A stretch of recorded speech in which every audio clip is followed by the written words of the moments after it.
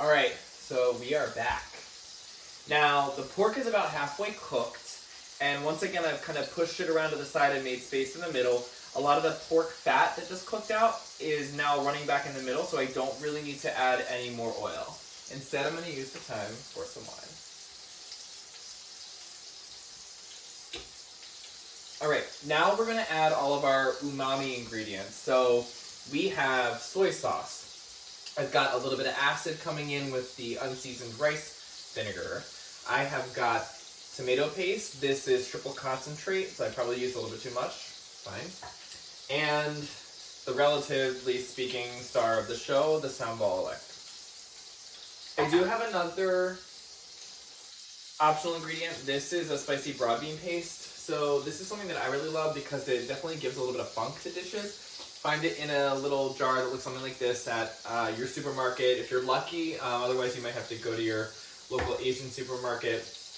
I'm a firm devotee of H Mart. That's where I find and get everything I need in that department. So at this point, now that we've got this going, I'm probably going to turn the heat down a little bit, give the oil a stir, and right into the middle, I'm going to drop first the tomato paste. Again with the spoons, I can't remember the spoons. Right into the middle. Just make sure I get all of it in there.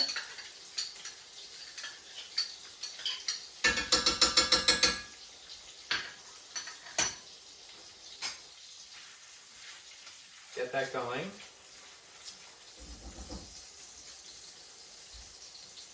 Then I'm going to add the spicy broad bean paste. I'm kind of going thickest to thin, because once I add the more liquidy items like the soy sauce and the vinegar, it'll help the clumpier ingredients like the broad bean paste and the tomato paste get incorporated. Now, the sambal.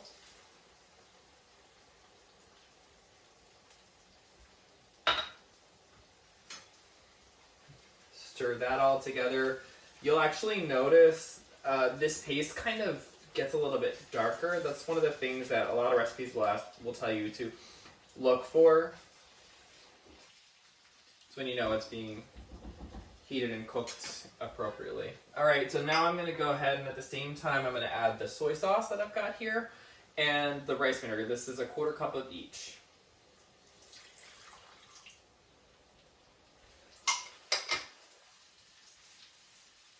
Once I've added those two, I'm going to start working this saucy mixture that I've got into the meat. So up until this point, I've got the meat kind of on the outside watching like spectator while I make the sauce in the middle. Now I'm going to pull it all in.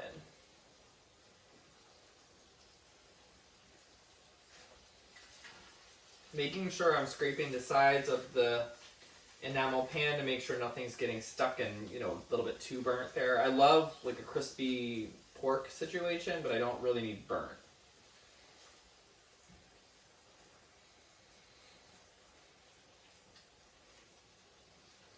All right, so now that I've pretty evenly coated the meat that we've got going on here, everything is a nice reddish brown color. Apparently I wasn't quite satisfied with how mixed it was. We're taking a little further.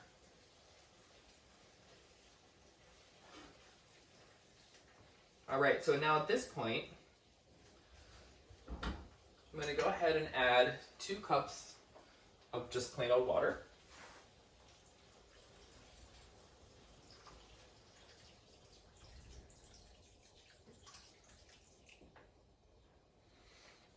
And this makes it so that the meat is just about submerged, taking a bath in the water. What this step is going to do, it's going to allow all those amazing flavors that we just developed in the paste and the sauce and the garlic and the ginger and the lemongrass that we just combined to meld and be proliferated throughout the rest of the dish.